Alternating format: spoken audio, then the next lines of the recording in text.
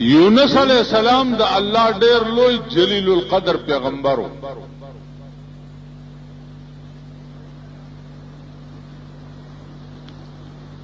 قوم باندې عذاب را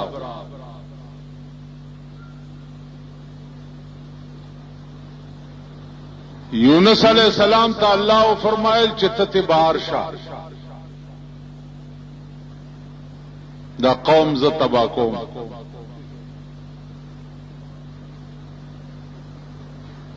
یونس علیہ السلام د دریاب طرف ته روان شو.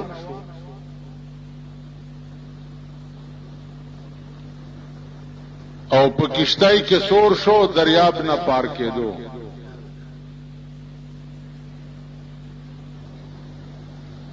دې چې څو وخت کې د کلی نه وته نو د دومره انتظار ونکړ چې زه کوم طرف ته لاړ شم.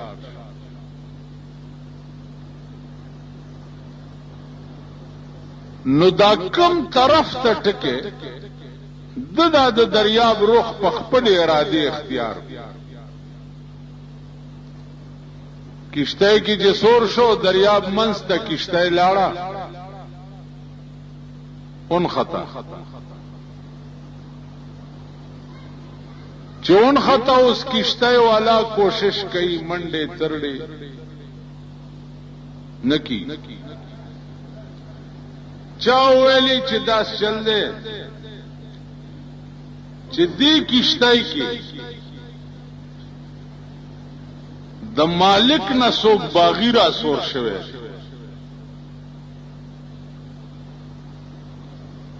هغه د کشته نه لري کین نو ال بدار روانيږي کین نه رواني. اوس کشته والا چې ګوري په کشته کې یو سړیم داسې نه دی ناس چې هغه باندې دا سوچ ټکړې شي چې باغی دار. یونس علیہ السلام خو پیغمبر دی او پیغمبر خود ډېر لوی حسن او د ډېر شان مالکی پاغه چرته دا خیال کړي. یونس علیہ السلام فرمایل چې باغی زېما ما وګورځوي د دریاب ته نو دا کشته روانه شي. کشته والا وی چې حاشا وکلا او ستا متعلق مونږ چرته دا ویلې شو. یونس علیہ السلام وی چې ما نه غورځوي دا کشته بنځي او نه رواني ابو ولاړ ډېر وخت خلق مجبور شو یونس علیہ السلام د کشته نه دریاب ته وغورځو. په دریاب کې یو لوی نهنګ دی، هغه ته حکم شو چې دا یونس علیہ السلام چې د کشته نه درغورځيږي نو فوراً تیر کا دا اخرى بدوی د کشته نه دی غورځولو. هغه ورته خپل आवाज نیولې وو هړپی.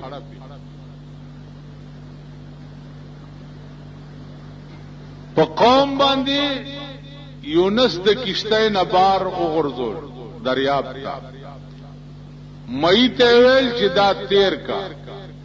د مئی خېټه ته حکم وکړو چې اسنه چې غذا نه کې دا ستا خېټه ماده د پاره جیل ګرځولې. اسه وما الله چې کوي رنگ رنگ کرشمه کوي، رنگ رنگ. کشته والا او ته څوي یونس څوي بیا مئی ته څوي بیا د مئی خېټه ته څوي. سلويخ ورځ یونس علیہ السلام د خېټ مئی په خېټه کې سلويخ ورځ نو لاړو لاندې تل.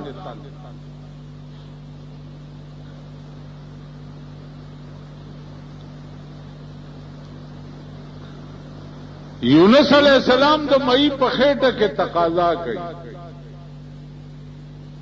چې خدای جیل ته خورالما اوس د دینه د وتو طریقه راته وښایه.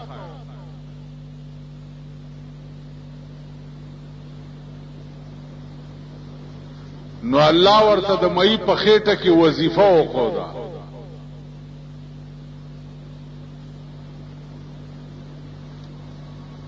ورته وی دا وایه چې لا اله الا انت، لا اله الا انت، لا اله نشته د معبود برحق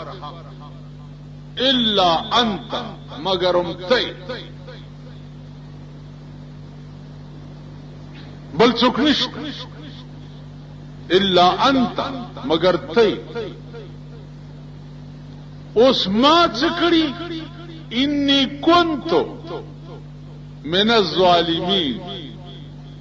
خدای ما په خپل ځان په خپل زیاته کړی دی چې ستا د حکم انتظار مې نه دی.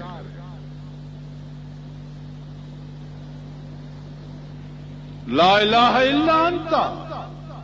بل څوک نشته تی. انی کنت من الظالمین، ما په خپل ځان په خپل زیاته کړی دی چې ستا د حکم انتظار مې دی. سلویخت ورځې دا الفاظ 1,25,000 بار یونس علیہ السلام ہوئے. سمرا 1,25,000 ځله. دا اوس زمونږ منځ کې چې دې ته سوله کې ختم وای، دا ورته په دې وجه چې دا الفاظ یونس علیہ السلام 1,15,000 ځل په سلويخت ورځو کې د مئی په خېټه کې وي. نو په سلويختم ورځې تقصیر معاف. مئی ته حکم شو چې ورشا او یونس علیہ السلام د دریاب په غاړه الټی کا. مې روان دی د دریاب غاړې ته الټی کولو ته، او د کدو بوټي ته حکم وشو چې فوراً جال جوړ کا. د یونس علیہ السلام بدن د مئی په خېټه کې کچشوه غوندې ده، خسوره په جوړ کا چې د نور نه بچ، چې د الټی کولو د دریاب په غاړه ورته د کدو د بوټي جال جوړ. خدای چې کین ورته طاقت پیجندل هم نه پیجنې نه. خدای خوار کړي زکه یې رسوا کړي زکه یې چې پیجندل هم نه ده او پیجنې. نن دنیا وګوره، د دنیا ملکونه د کفر هغه د مسلمان ملکونو متعلق د تباہی او د صفای هستی نه د میټاولو سازشونه کوي لګیا دي. مسلمانان په خپلو کې اخته دي.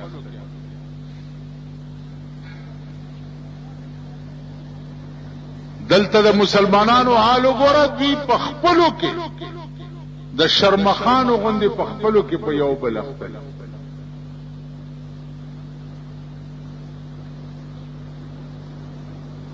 کابل وګوره،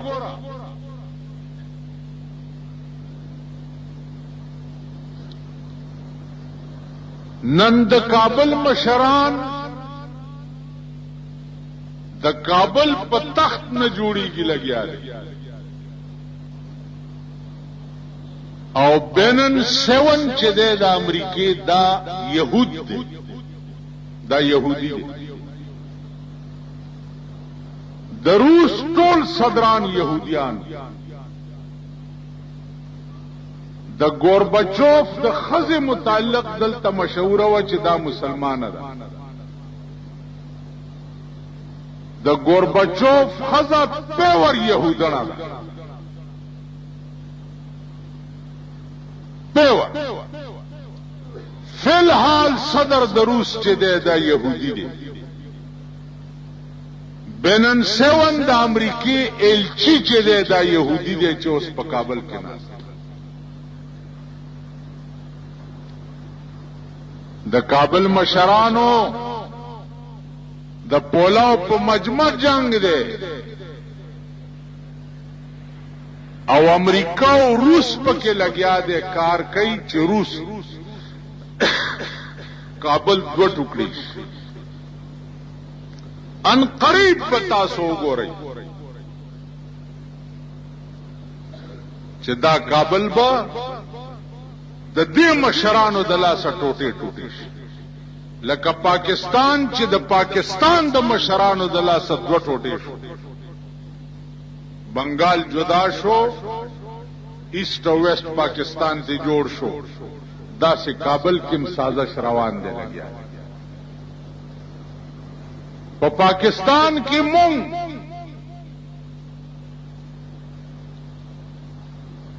مليان چې ګوره هغه پچاخ خدي اتا سو ګورې لګي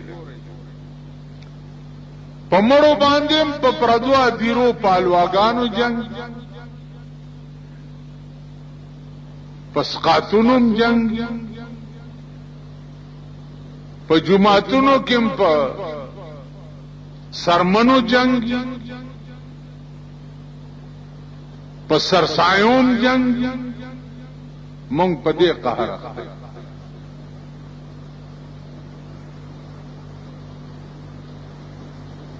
او بار ملکونه را کې کار دا کوي چې سب سکیږي چې مسلمان ملک چې دی هغه غلام وي هغه آزاد ملک نه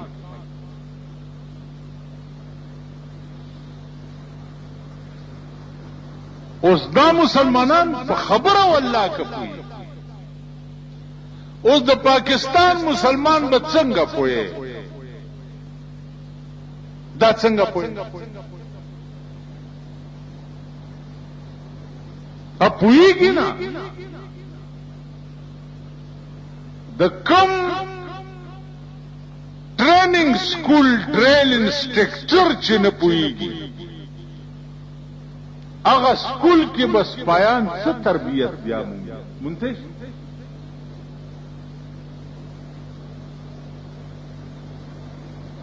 اول ټریننګ د ډریل انسټرکټر پکار په پاکستان باندې ټول غیر تجربه یافته خلق چې دی هغه بر سره اقتدار راځي شد نه په بود نه اسمبلی د پاکستان له چې کوم خلق زی هغه لګو ګور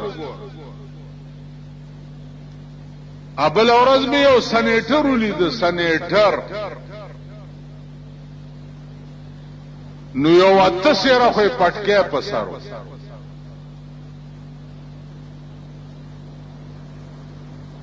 او دا سی بونډه غوندي ګیره ونه بس کله دادا کوي کله دادا هغه افسر سره خبرین کوي دادا نو افسر ته مې وی چې په خوا مې دا خیالو چې دا قیامت جوړ لره دي خوش مې یقین راغی چې قیامت ډیر نږدې چې ولی مال چې دام پکې سنیټر دایم سنیټر کړه دی قوم دا به ټول اورس په ګیره کې ګوتی وای کدا به د ملک تقدیر جوړي سنټ خورشه د امریکای دی او سنټ خورشه د برتانیې دی سنټ خورشه د چین دی سنټ خورشه د جاپان دی سنټ خورشه د فرانس دی سنټونه خدایي وګوره چې مریخ ته ورسېدل لګیا دي دا زمونږ سېنیټران دي او دا زمونږ ممبران دا تاسو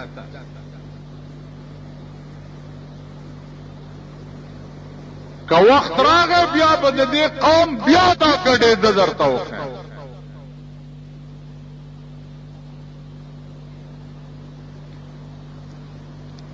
نو پیسې او دولت ته په دې ملک کې اوړي او راوړي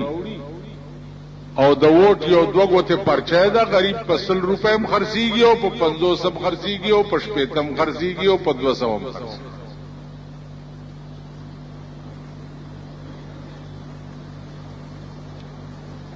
نو عزیزانو زمون ملک دی وخت کې چې په کوم پوزیشن کې دی هغه تاسو ته پته نه لګي تاسو به هغه ورځ خبر شئ چې د خدای عظیم قهر در باندې نازل شي او در په در او خاورې په سر شي لکه کابلیان چې شي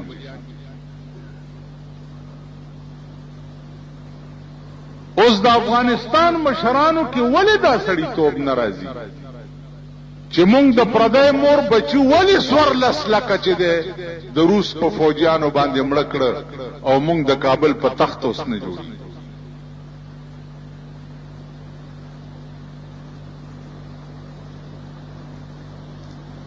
کدوه کاډې کابل ته رواني نو شپږ نورې راتښتي کدوه لارې خلک رواني اته نور راتښتي لګیا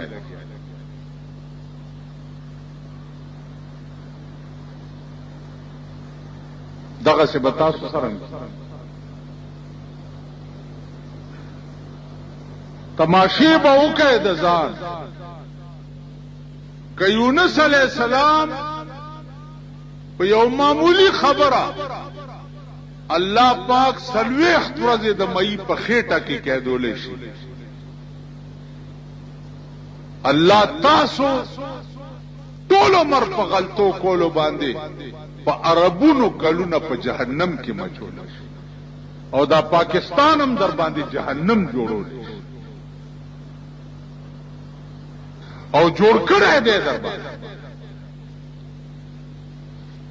اوس تو وګوره استاد ملک وزیر اعظم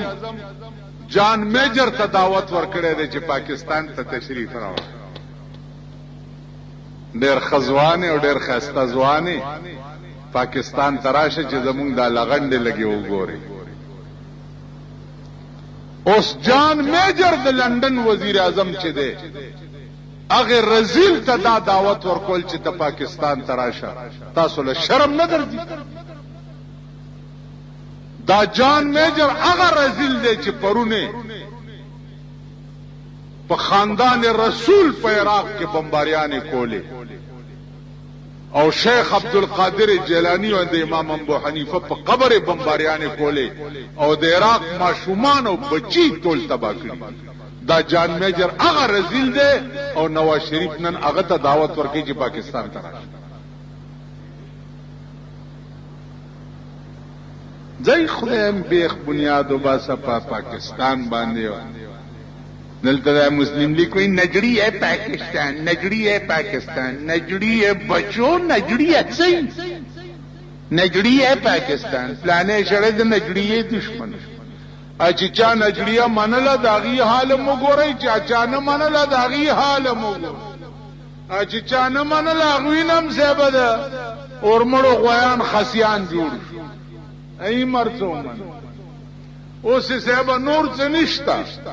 د کالاباغ ډېمې پر په مخه کړې جوړیږي به نه بجوړیږي جوړیږي به نه بجوړیږي جوړیږي به نه بجوړیږي بل څه نشته دې ذلیل قوم سره چې قوم له په خپل کې ورک او کالاباغ ډېم بجوړیږي او نه بجوړیږي جوړیږي الګا چې څوک کوئی چې نه بجوړیږي خو زه ورک شي کا کوم حکومت جوړوي بیا په دې حکومت کې ور سره ناس کوي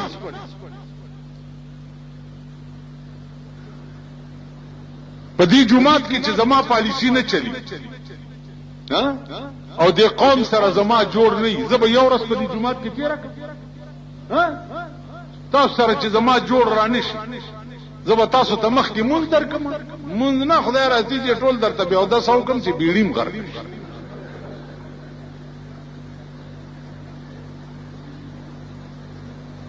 کوم حکومت کې چې زیم او زما پالیسی نه مني زاغه حکومت کې به ورسره ناست